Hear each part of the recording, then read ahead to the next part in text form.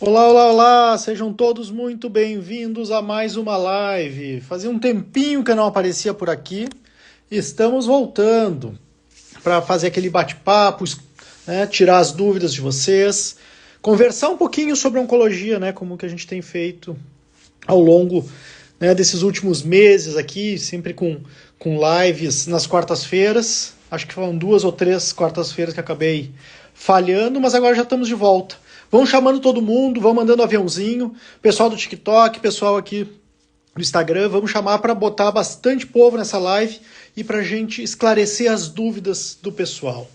Como todas as lives, né, vocês vão colocando as perguntinhas ali embaixo e aos pouquinhos eu vou explicando elas, entrando, né, nessas discussões e tentando avançar um pouco mais nesse conhecimento para vocês. Porque o que mais me interessa é que vocês entendam as suas doenças, entendam o que está acontecendo. Conhecimento é poder. No momento que você entende o que está acontecendo em relação à sua doença, né, à sua situação, ao seu tratamento, você vai conseguir, né, participar mais e tomar as decisões junto com o seu médico. Como assim, doutor, tomar as decisões junto com o médico? Não é o médico que decide tudo? Claro que não, pessoal. O médico orienta, o médico explica, o médico sugere, mas a decisão final de fazer ou não aquilo que o médico está indicando não é minha, né? É da pessoa. E por que eu estou falando isso? Até agora, no final da noite, início da noite, no final da tarde, início da noite, eu fiz uma pequena sequência em relação a uma pergunta que entrou, que foi o seguinte: doutor, primeiro foi, doutor, hormonioterapia dá 100% de certeza que a doença não vai voltar? Pessoal, obviamente não. Nenhum tratamento nos dá 100% de certeza. Seja químio, seja cirurgia, seja hormonioterapia, seja imuno, não importa qual for o tratamento, não importa qual for a doença. Nós nunca teremos 100% de certeza. Certo? Entendido isso? Vamos para a segunda parte da pergunta, que foi a seguinte. Ok, doutor, já que o tratamento não nos dá 100% de certeza, eu posso optar por não fazê-lo? Claro que sim. Isso pode parecer muito óbvio, mas muitas vezes o óbvio precisa ser dito. Eu tenho visto que vocês não têm conversado com os seus médicos e por isso que vocês têm dúvida nessa situação. O que eu coloquei ali naquela sequência? Primeira coisa, nenhum tratamento nos dá 100% de certeza. Isso não é sinônimo, isso não é igual a dizer que o tratamento não tem benefícios, que ele não vai funcionar. Certo? São duas coisas completamente diferentes. Todo o tratamento que a gente indica, e no caso bem específico, eu estava falando sobre o tratamento adjuvante, aquele que é feito após a cirurgia, aquele tratamento que tem o intuito de diminuir a chance da doença voltar, a gente faz ele exatamente com esse intuito. Então, para diminuir a chance da doença voltar. Diminuir a chance da doença voltar não significa que eu vou eliminar por completo. Significa que, quando eu pego um grupo de pessoas que fizeram o tratamento e comparo com um grupo que não fez o tratamento, aquelas pessoas que fizeram o tratamento vão ter menor taxa de recidiva. É mais ou menos óbvio isso, né, pessoal? Dá para entender bem. Qual é a chance de recidiva? Qual é o benefício do tratamento? Aí depende. Vai depender de cada doença e de cada tratamento. Né? Por exemplo, um câncer de mama triplo negativo com linfonodo comprometido. O benefício que aquele tratamento vai trazer é um câncer de pulmão, né, sem linfonodos, mas era um tumor grande. O benefício é outro. Então, entendam que cada doença e cada tratamento vai ter o seu benefício. E isso é papel do médico explicar para o seu paciente qual é esse benefício, o que aquele tratamento realmente vai impactar, para que ele possa julgar se esse benefício ele faz sentido para ela. Olha, doutor, o benefício é de tantos por cento da doença não voltar. Em contrapartida, tem esse efeito adverso. Olha, para mim isso não faz muito sentido. Beleza. Recebeu todas as orientações, entende quais são as consequências da sua decisão, e a gente vai seguir juntos. Doutor, e se eu não fizer o tratamento, eu não tenho mais médico? Claro que não. Uma coisa não tem nada a ver com a outra. O oncologista, ele não é o quimioterapeuta, como eu até brinquei um tempo atrás. O papel do oncologista é muito além de prescrever um tratamento. papel do oncologista é muito além de prescrever a quimioterapia, simplesmente, ó, tá aqui o papel, vai lá e faça o tratamento. A gente faz todo o acompanhamento da doença. E simplesmente, se você optou por não fazer um tratamento, beleza, tu vai seguir tendo os meus cuidados, vai seguir tendo, né, toda a situação que a gente vai fazer de cuidados com a tua saúde fora do tratamento. Simples assim. Ah, doutor, e o que eu estou perdendo se eu não fizer? Bom, você está perdendo o possível benefício daquele tratamento que estava indicado. É só isso, doutor? Sim, é só isso. Ah, doutor, mas se eu não fizer, o risco da doença voltar é maior e eu não quero assumir. Bom, então converse com o seu médico, veja o que ele está indicando e siga a orientação dele. Nós precisamos entender um pouquinho, nós somos os principais interessados na nossa saúde. E nós precisamos entender que as decisões da nossa saúde muitas vezes são nossas. Obviamente que o médico vai falar aquilo que está indicado, né? Olha, no seu caso é indicado fazer este tratamento, é indicado fazer aquele tratamento. Agora, entre fazer ou não, vai ser uma decisão sua e você tem que assumir essa decisão e as consequências dessas decisões. A gente precisa entender um pouquinho sobre isso.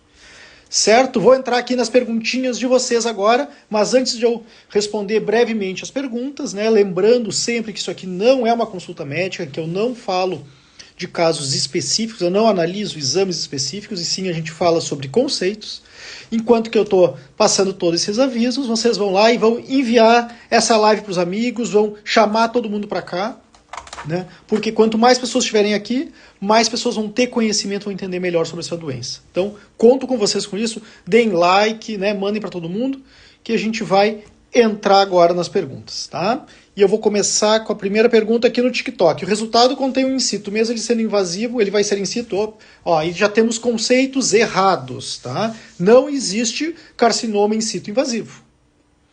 Nós podemos ter um carcinoma in situ, nós podemos ter um carcinoma invasivo. Ah, doutor, mas no meu exame tinha porções in situ e porção invasiva. Beleza, eu posso ter porções diferentes, mas o que vai valer é a porção invasiva.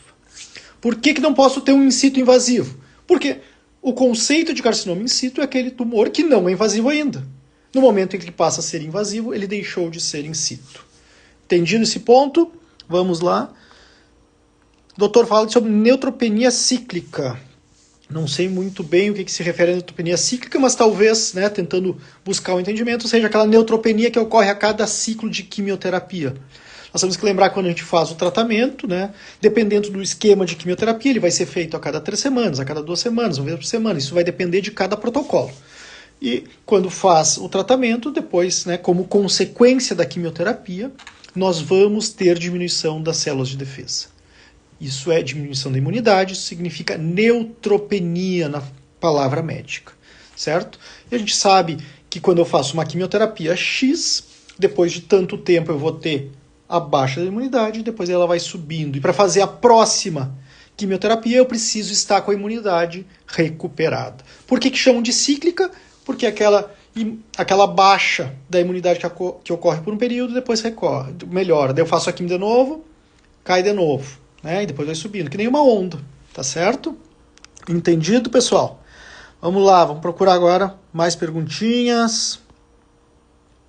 Por que tanta dor nas juntas depois do tratamento? Alguns tratamentos, como por exemplo, as quimioterapias que vocês chamam de quimioterapia branca do câncer de mama, os taxanos, eles têm como efeito adverso dor articular. Algumas hormonioterapias, como por exemplo o anastrozol, também vai ter dor articular. Isso são efeitos adversos específicos das quimioterapias. Não existe uma explicação maior. Ah, por que essa dá? Porque são características daquele remédio, que a gente sabe que algumas dão mais, outras dão menos. Tá? Então a gente tem que ficar atento. Isso pode acontecer. Imunoterapia pode causar também dores articulares. Por isso que eu digo que é tão importante conversar com o seu médico.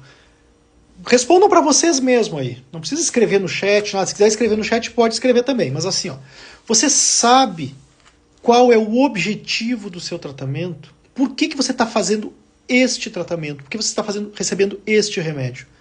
O que ele vai te ajudar? Você realmente sabe isso? O seu médico te explicou isso para você poder tomar essa decisão?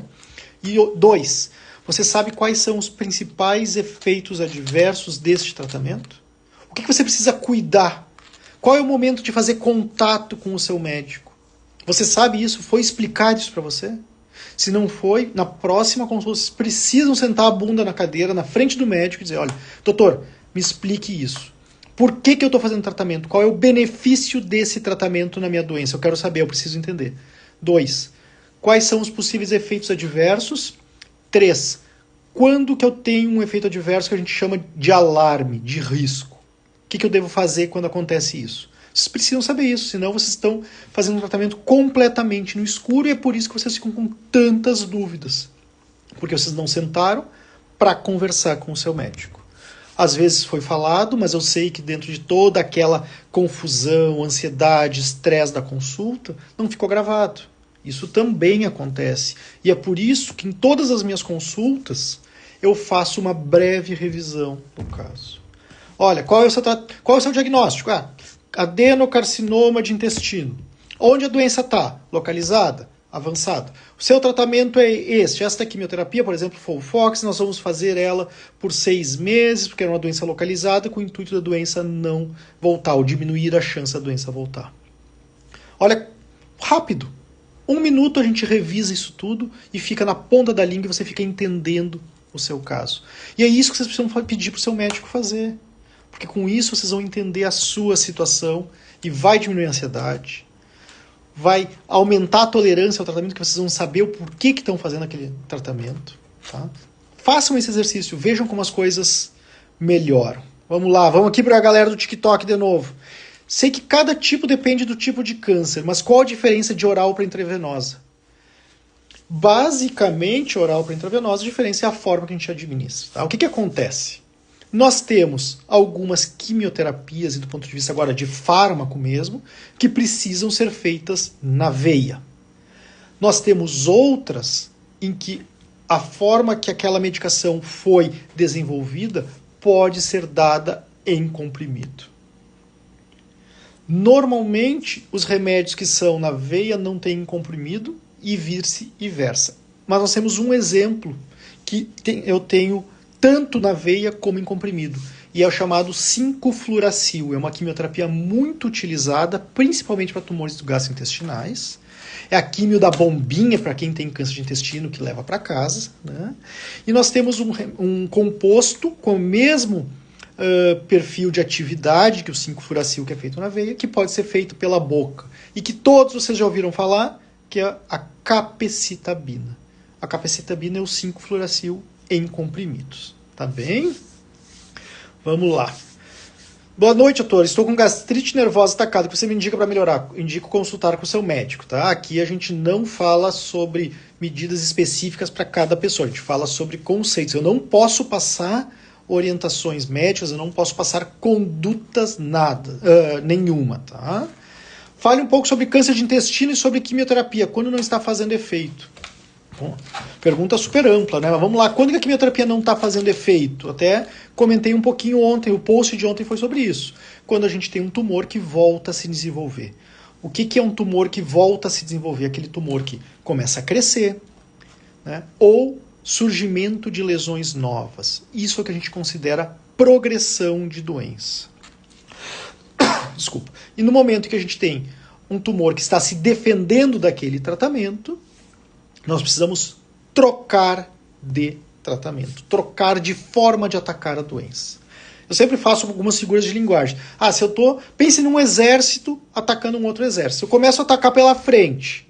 Bom, o outro exército, no caso, o tumor, aprendeu a se defender por aqui, esse remédio não funciona mais, esse ataque está neutralizado. Vamos buscar um outro remédio, vamos atacar pelo lado, vamos para a esquerda, pela direita, né? Vamos trocar. E é por isso que tem a troca de protocolo quando os remédios param de funcionar.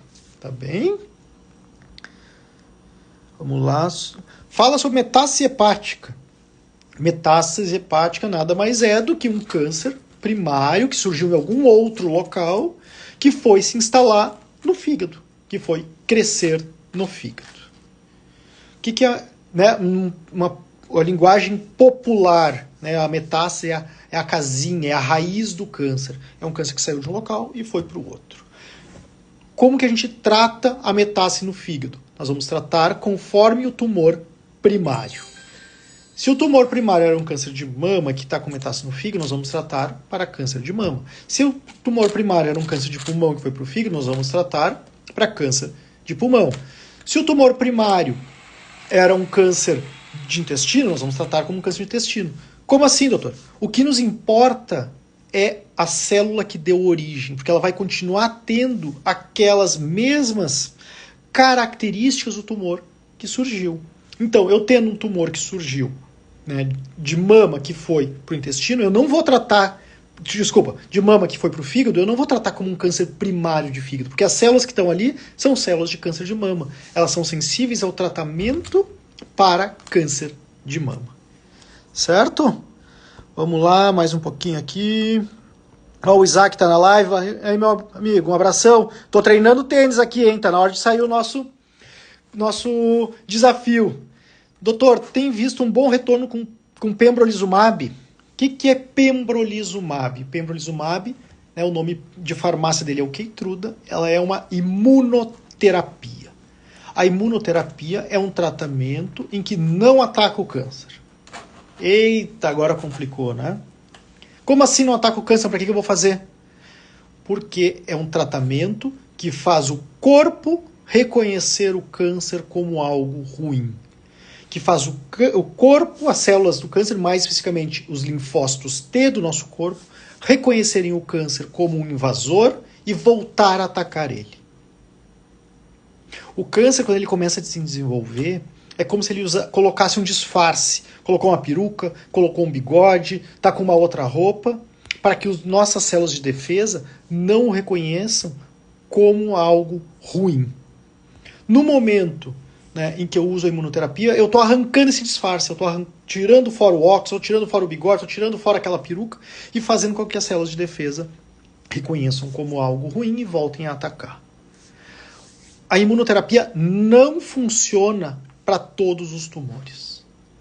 A imunoterapia, cada vez mais nós temos indicações novas, cada vez mais está crescendo, né, as indicações de imunoterapia, mas não são para todos os casos. Querem ver um exemplo? Por enquanto, em câncer de mama, a imunoterapia está indicada somente para tumores triplo negativo. Aí por que nos outros não está indicado, doutor? Por que não quer usar nos outros? Não é que eu não quero usar, é que nos estudos não mostrou benefício. Nós estamos estudando formas de utilizar a imunoterapia que venham funcionar. Ela, de uma forma isolada ou com os tratamentos que a gente já conhece, não tem funcionado. O que é diferente do triplo negativo, em que nós já temos um benefício comprovado tanto na doença metastática como na neoadjuvância, aquele tratamento antes da cirurgia. Isso varia para cada doença. Por exemplo, para câncer de pulmão a gente utiliza, né, bastante imunoterapia, mas também não são em todos os casos. Para câncer de mama, triplo negativo. Para câncer de cabeça e pescoço. Para câncer de bexiga. A gente tem uma gama de indicações para melanoma, para câncer de rim. Tá? Mas quer ver, ó, câncer de intestino, quando que a gente usa? Também é numa parcela pequena. São só naqueles pacientes que têm uma alteração chamada instabilidade de microsatélites. Mais ou menos em junho, julho do ano passado, teve uma polêmica que surgiu, né? O tratamento do câncer que curou 100% das pessoas. Isso foi um dado que saiu no Congresso Americano de Oncologia e que é um dado verdadeiro, mas em que, na verdade, a manchete ela até pode ser verdadeira, mas ela está pela metade. Era um grupo de 14 pessoas com câncer de reto, com essa alteração de instabilidade de microsatélites que receberam imunoterapia. Então, naquele estudo, não é que é o tratamento que cura 100% das pessoas, não. É um tratamento que foi dado para uma população específica. Tá? Então, nós temos que ter muito cuidado sobre isso. Mas sim, a imunoterapia, não só o pembrolizumab, mas as diversas imunoterapias, têm chegado de uma forma muito forte, né, e muito positiva na oncologia. Nós temos utilizado bastante, cada vez mais, e eu tenho certeza absoluta que só vai crescer. A imunoterapia chegou para ficar e para ser cada vez mais ampliado o seu uso. Aqui, pessoal, valeu, pessoal do TikTok, cumprimos a meta, vamos definir uma nova meta aqui, ó, vamos redefinir. Vou aguardar que vocês que mandem aqui, eu não sei direito como funciona isso, mas estou aprendendo, vamos embora nessa. Botei ali. Vários bonezinhos a gente precisa. Então, Vão mandando aí, vamos cumprir as metas para atingir e que com isso, né, a nossa live chega a mais pessoas. Vou encaminhando ele para o povo, pessoal. Voltando aqui para o Instagram, vamos ver. Tive recidivo depois de um ano de... Tomei tamoxifeno durante 9 meses de injeções, não estava fazendo efeito. Estou fazendo quimioterapia de novo. Provavelmente, então, né, naquele sentido que a gente estava conversando, sobre o tratamento parar de fazer efeito. Por quê? Porque o câncer, entre aspas, aprendeu a se defender e a gente precisa buscar uma nova forma de atacar a doença. O que a Karen botou aqui no TikTok? Tem o pólipo, é perigoso? Depende do pólipo. Vamos pegar o caso de câncer de intestino, ou pólipos intestinais, que são os mais frequentes, tá? Que a gente tem. Nós temos pólipos benignos, que são os chamados pólipos hiperplásicos, esses não têm risco de se transformar em câncer, mas nós temos lesões polipoides, que podem sim ser lesões precursoras de câncer. Por exemplo, o pólipo tubular, o pólipo viloso, o pólipo túbulo viloso, ou pólipos que têm displasias, sim, são pólipos que têm risco de se transformar em câncer. A gente precisa fazer a ressecção deles e, de uma forma mais precoce, fazer a reavaliação, né, com nova colonoscopia. Por exemplo, uma colonoscopia totalmente normal, nós vamos repetir a cada 5 anos, né, 5 a 10 anos. Uma colonoscopia que tem pólipos suspeitos, a gente vai repetir, às vezes, a cada 1 ano, a cada 2 anos, vai depender do tipo de pólipo. Qual o risco de refluxo virar câncer? É muito, muito, muito baixinha, tá? São só aquelas pessoas que têm um refluxo muito intenso e que esse refluxo provocou alteração na mucosa do esôfago, tá? O esôfago é a parte da garganta antes de chegar no estômago, que tem metaplasia, mas isso é bem raro de acontecer, tá? Refluxo por si só não é fator de risco. Vamos lá, vamos procurar mais umas perguntinhas. Vamos ver. São muitas coisas. Vamos já. Obrigado por todas as mensagens aqui de apoio, de quem gosta, né, de quem não gosta. Estamos juntos, estamos lá para tentar, né, melhorar o máximo o entendimento de todos vocês. Câncer de reto pouco diferenciado, como tratar? Vai depender do estadiamento. Lembre, pessoal, os tratamentos dependem da tipo de doença, então por tipo de câncer, e aonde ele está, que a gente chama isso de estadiamento, se é uma doença inicial ou uma doença avançada. Cada subtipo de câncer tem as suas indicações, e conforme for o estadiamento vai ter as suas indicações de tratamento. Câncer de pulmão, como é que eu trato? Depende do câncer de pulmão, depende de onde ele está. Doutor, câncer de intestino, como é que eu trato? Depende. Tá? Não tem uma resposta global que sirva para todos os casos, porque a oncologia tem cada vez mais particularidades. O medicamento regorafenib é eficaz tanto quanto a quimioterapia venosa. Regorafenib é um tratamento que está disponível para câncer de intestino, para quem já falhou a 2 linhas de quimioterapia. Tá? Então, ele vai entrar como 3ª ou 4ª linha de tratamento. Com certeza, isso serve para todas as indicações de tratamento, tá, pessoal? Isso que eu vou falar agora. Conforme nós vamos passando entre linhas de tratamento, tá? Então, 1ª linha, 1º tipo de tratamento. 2ª linha, 2º tipo de tratamento. 3ª linha, 3º tipo de tratamento. Então, quanto mais tardia for o tratamento, menos eficaz é quando a gente compara com as linhas anteriores. Então, a 1ª linha é melhor que a 2ª é melhor que a 3ª e por si só. Tá? Normalmente nós vamos chegar no regorafenib, no caso do câncer de cólon, quando nós já falhamos as quimioterapias na veia. Tá bem? Vamos lá. Já falei essa aí sobre articulações.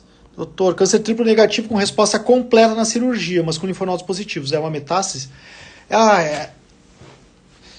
Eu queria que vocês procurassem ali no Instagram, tá? Naquele destaque Descomplicando a Oncologia, que eu expliquei sobre isso mês passado. Só que eu expliquei tentando facilitar e virou uma confusão na cabeça de algumas pessoas, tá? Mas vamos de uma forma bem básica. Câncer de mama com linfonodos axilares, são chamados linfonodos regionais. Se a doença localmente avançada, não é a doença que a gente chama de avançada ou metastática à distância. Mesma coisa serve, câncer de pulmão com metástase no mediastino, no meio do peito, localmente avançado. Câncer de intestino com linfonodos comprometidos na cirurgia, doença localmente avançada. O objetivo desses tratamentos todos serão de cura. Ah, doutor, mas isso é uma metástase? Sim, isso é uma metástase. Mas isso não é o câncer metastático. Calma lá, vamos de novo. Qual é o conceito de metástase? O conceito de metástase é a célula de câncer que saiu da onde ela nasceu e foi parar em outro local. Certo? Esse é o conceito de metástase.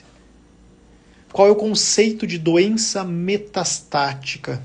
É aquele câncer que a gente considera avançado, que nós temos câncer fora da onde ele surgiu. E quando eu falo fora, é fora da região toda. Tá? Entenderam a diferença? Quando eu falo, olha, este é um câncer metastático, eu estou falando daquele câncer que ele não está mais na região. Vamos pegar alguns exemplos. Câncer de pulmão com metástase no osso. Isso é uma doença metastática. Por que isso é uma doença metastática? Saiu do pulmão e foi lá para o osso, é um outro órgão. Câncer de intestino com metástase no fígado. Isso é uma doença metastática. Câncer de língua com metástase no pulmão. Isso é uma doença metastática. Tá vendo? São órgãos diferentes, estão longe. Câncer de colo uterino com metástase no pulmão. Doença metastática, doença avançada. Vamos lá. Câncer de mama com linfonodo axilar comprometido. Isso é uma doença regional. Embora o linfonodo tenha metástase, então tecnicamente a gente chama isso de metástase, mas isso não é uma doença metastática. Câncer de intestino com linfonodos comprometidos ali na região da cirurgia. Isso é uma doença metastática, mas é uma doença localizada. Então eu não chamo ela de doença avançada. Câncer de colo uterino com metástase nos linfonodos pélvicos. Então, isso é uma doença localizada, não é aquela doença avançada. Então, é um joguinho de palavras que a gente acaba utilizando e que muitas vezes gera uma super confusão. E o que eu fiz para ajudar vocês para entenderem melhor esse jogo de palavras, entender melhor esses conceitos de oncologia? Eu fiz um dicionário de oncologia, que está disponível para todos vocês de forma gratuita. Basta vocês irem ali no perfil do Instagram, tem o link, tu vai cadastrar o e-mail e tu vai receber no teu e-mail 3 arquivos, que são os 3 dicionários de oncologia. Cada um deles focado em alguma coisa, em que funciona como um dicionário normal de português. Que eu pego o termo, por exemplo, estadiamento, e eu traduzo para um português, né, bem claro para que todos consigam entender. E isso está de graça para todos vocês. Basta clicar no link que está na capa do perfil do Instagram e baixar. Você só vai precisar cadastrar o seu e-mail, que você vai receber no seu e-mail esses 3 arquivos com os dicionários. Para quem quiser entender melhor, para quem quiser se aprofundar um pouco mais, né, tem uma aula em que eu explico com base num caso clínico fictício, eu coloco esses conceitos em prática. Essa aula, ela não é de graça. Essa aula custa R$ 24,90 e está disponível para quem quiser. O e-book, os 3 e-books são de graça. Basta se cadastrar e você recebe no seu e-mail. A aula é para quem quiser. A aula tem um valor pago. Vão lá, se cadastre para quem... Eu tenho certeza que vai fazer toda a diferença para vocês entenderem os conceitos que tem por trás da oncologia. Quando vocês entendem os conceitos, vocês vão entender um pouquinho melhor a sua situação e vão conseguir, inclusive, questionar o seu médico. Que uma das grandes dificuldades que eu vejo é porque vocês não questionam seus médicos e muitas vezes é porque vocês nem sabem o que questionar. Então, baixem o e-book, dão uma lidinha, né? Vê ali as palavras que você já ouviu, que o seu médico disse, se você não entendeu. Faz toda a diferença. Mas vamos lá, vamos seguir aqui nas perguntas. Quando se trata da imunoterapia, tem o pico bom para a imunidade? Não entendi a pergunta, mas vamos tirar um mito que existe, que a imunoterapia vai te deixar mais forte, vai mexer na tua imunidade contra outras doenças. Não é verdade, isso não acontece. A imunoterapia simplesmente vai lá e vai tirar o disfarce do câncer para que o nosso corpo reconheça as células cancerígenas como algo ruim e volte a atacar. Tá bem? É isso que acontece. Você não vai ficar mais forte. Ah, eu não vou pegar gripe, eu não vou pegar covid, eu não vou ter pneumonia porque eu estou fazendo imunoterapia. Nada a ver, não tem nenhuma relação. Certo? O que significa KI67? Ótima pergunta. KI67, ele é um marcador de atividade celular, de atividade do câncer. Como assim? Ele é um marcador em que vai me dizer se aquele é um tumor que está se replicando muito ou pouco. De que forma que é feito? Isso é feito pelo patologista no material da biópsia do câncer. Ele vai pegar uma área pré-determinada e vai contar, literalmente contar, 1, 2, 3, e vai ver quantas células de câncer tem naquela área pré-determinada. E depois ele vai contar quantas daquelas células de câncer estavam se dividindo. O que significa estar se dividindo? Significa estar se replicando, estar se crescendo, né? O câncer crescendo. E ele vai dividir. Digamos que tinha 100 células ali. Dessas, 50, a metade, estavam se dividindo. Qual vai ser o valor do KI67? 50%. 50%. Tinha 200 células e 50 estavam se dividindo. Continua sendo 50 esse KI67? Não, porque eu faço uma divisão. Eu pego os 50 e divido pelos 200. Vai dar 25. Quem faz esse cálculo não é o paciente, não sou eu, isso é o patologista, ele já vem escrito ali. Tá, pessoal? Então, e quanto maior for esse número, que ele pode variar de 0, que é não ter nenhuma célula se replicando, a 100, quando todas as células estão se replicando. Quanto maior for esse número, em teoria, mais agressivo será aquele tumor. Por quê? Por que mais agressivo? Porque eu tenho mais células se dividindo. Isto é o KI67. Certo? Não existe um KI67 bom, um KI67 ruim. Existe o KI67 daquele tumor. E aqui a gente sabe que quanto maior ele for, né, em teoria mais agressivo, mas olha por outro lado que interessante. Mais rápido costuma ser o efeito da quimioterapia. Eita, agora confundiu tudo. Por que mais rápido vai ser o efeito da quimioterapia? Porque a quimioterapia, ela age em células que estão se dividindo. Quanto mais células eu tenho se dividindo, mais aquela quimioterapia vai estar agindo. Simples assim. Entendido? Beleza.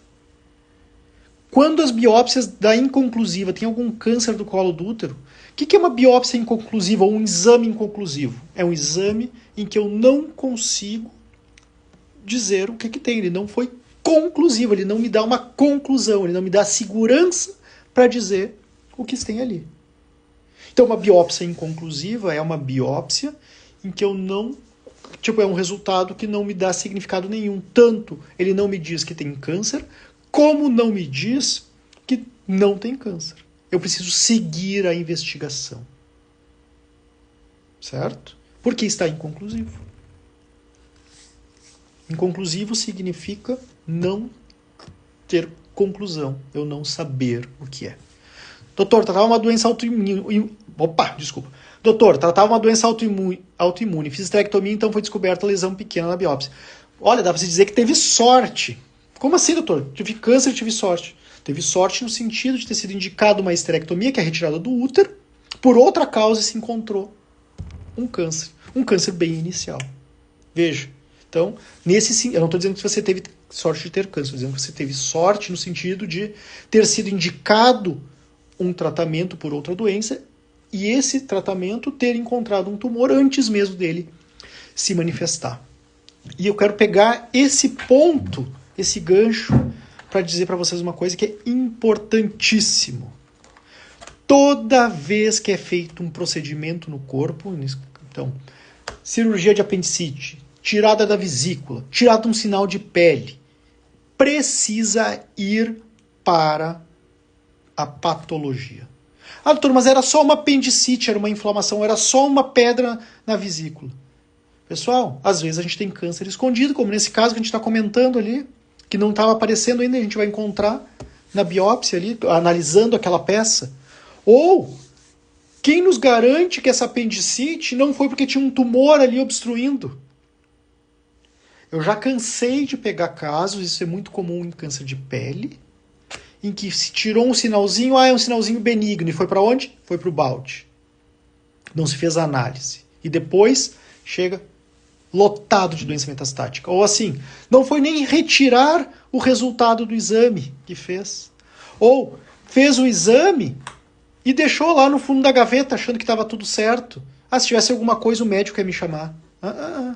Você é o principal interessado na sua doença, na sua saúde. Você precisa pegar o seu exame e levar no médico e mostrar para ele, olha, este aqui é o resultado. Eu preciso fazer alguma coisa? Entendido? Vamos lá, pessoal. Mandem a live.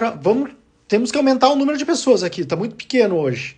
Eu sei que fazia tempo que eu não vim aqui, então deve estar todo mundo com saudades. Chama o povo aí. O pessoal do TikTok aí vai clicando, né? Vão dando like, como se chama. Ali tem as metas para a gente alcançar, para eu poder, para a nossa mensagem aqui chegar ao maior número de pessoas possível. Eu vi aqui... Deixa eu...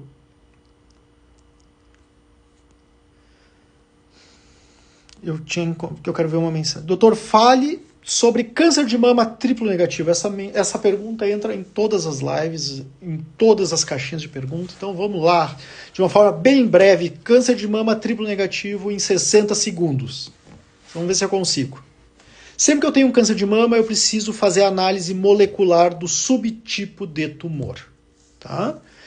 Qual é essa análise molecular? Essa análise molecular ela é feita com base no material que foi retirado, seja da biópsia, seja da cirurgia. E eu vou testar 3 coisas. 3 triplo. Já vamos fazer essa ligação. 3 triplo. Tá? Quais são as 3? 2 são receptores hormonais. Receptor de estrogênio, receptor de progesterona. Certo? Se eu tenho um deles positivo, eu tenho o chamado câncer luminal ou câncer hormônio positivo.